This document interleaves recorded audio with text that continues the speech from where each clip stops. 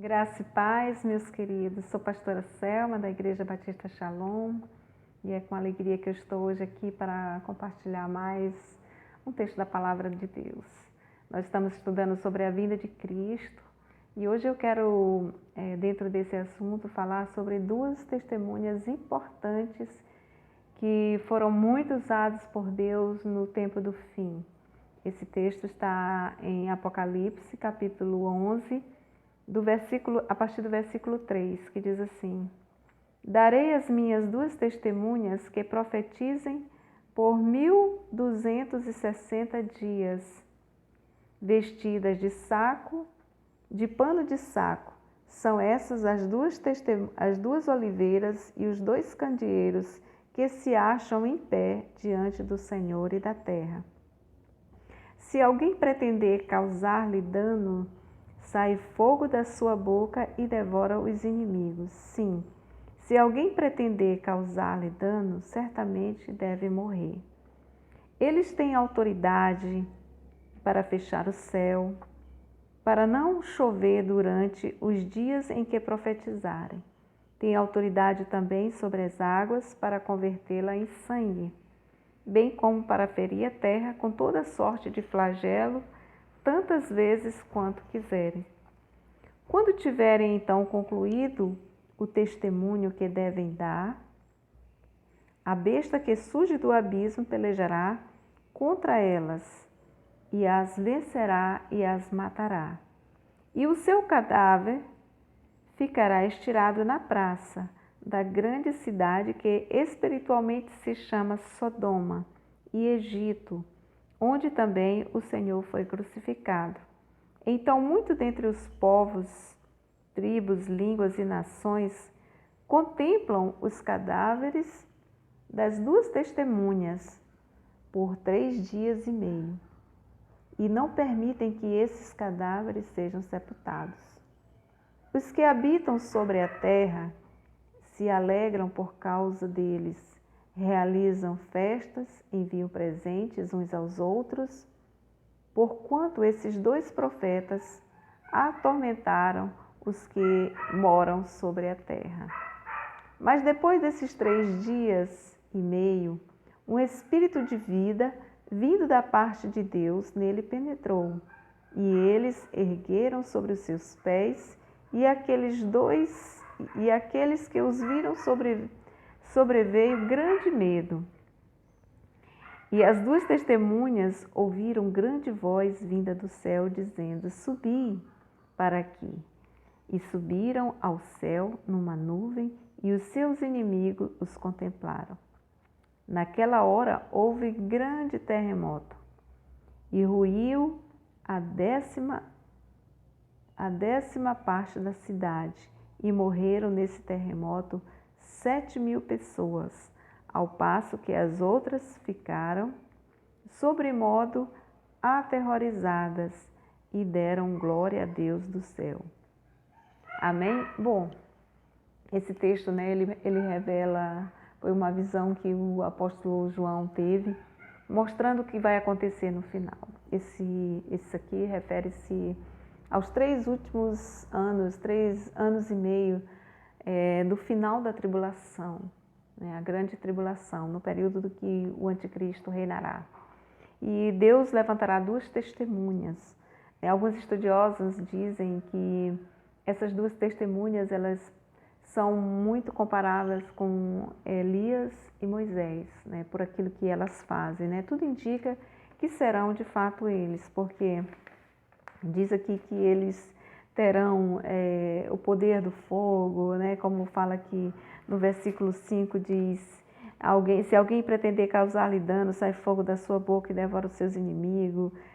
Fala também que ele vai ter o poder para fechar os céus e não chover na terra durante esse período. Isso aí foram sinais que Elias operou. Elias, quando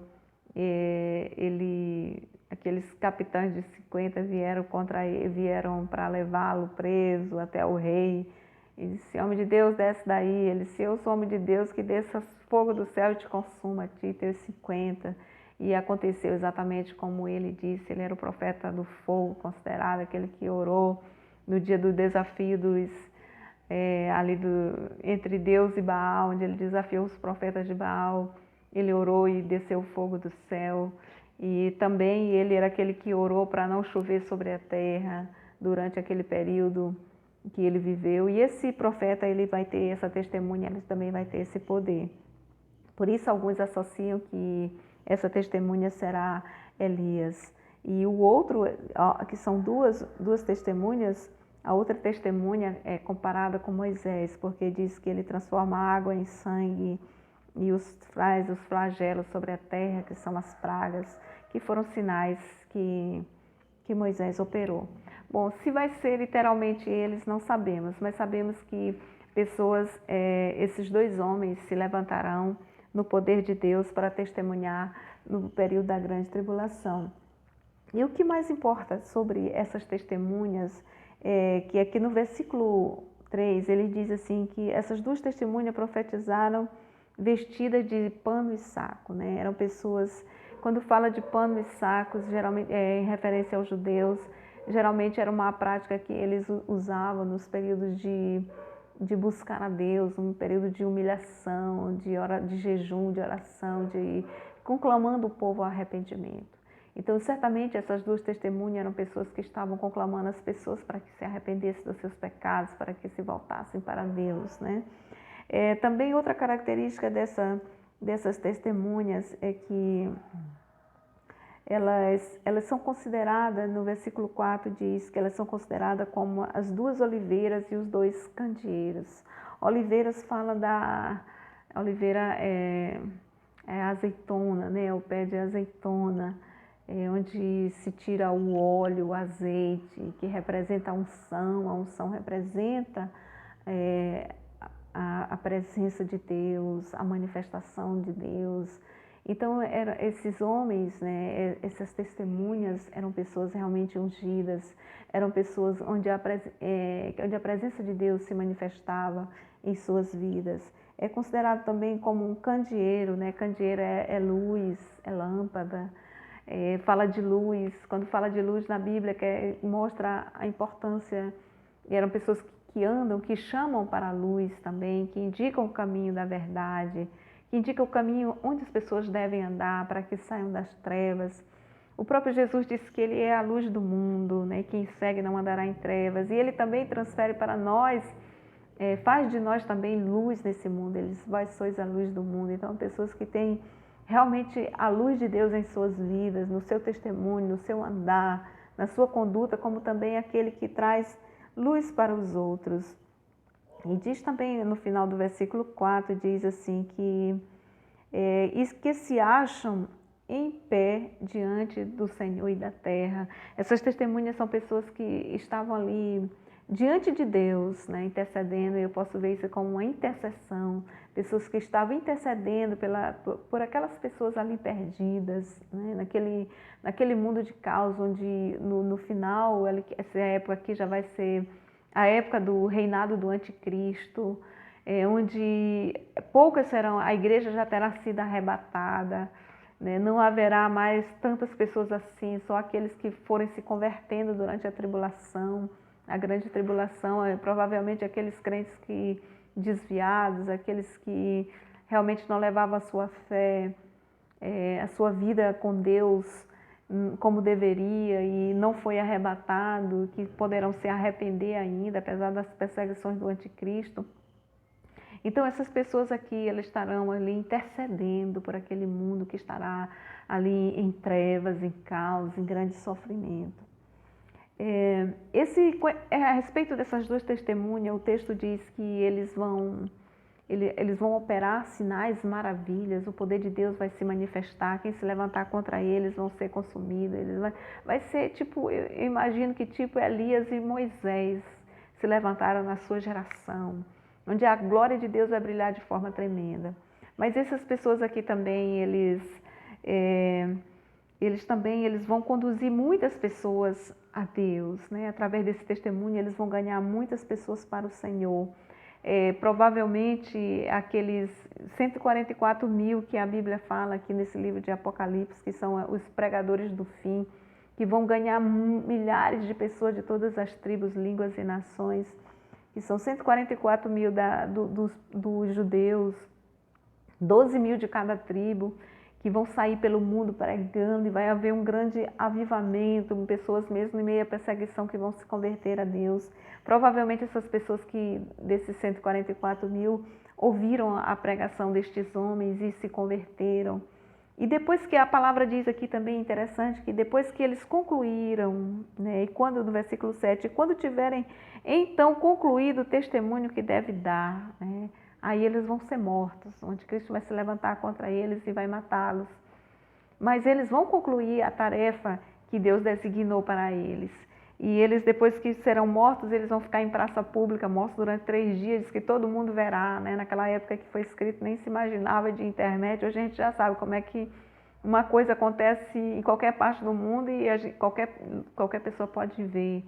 Então diz que todos verão eles mortos, e eles não vão ser sepultados, mas depois de 3 dias eles vão ressuscitar e eles vão ser levados aos céus.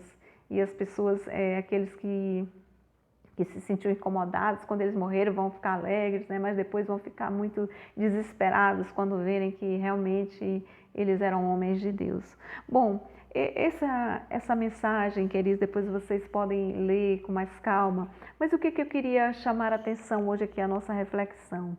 Como é que nós podemos ser testemunhas de Cristo nos tempos de tribulação, né? Graças a Deus nós não estamos ainda na grande tribulação e nem não estaremos lá, né?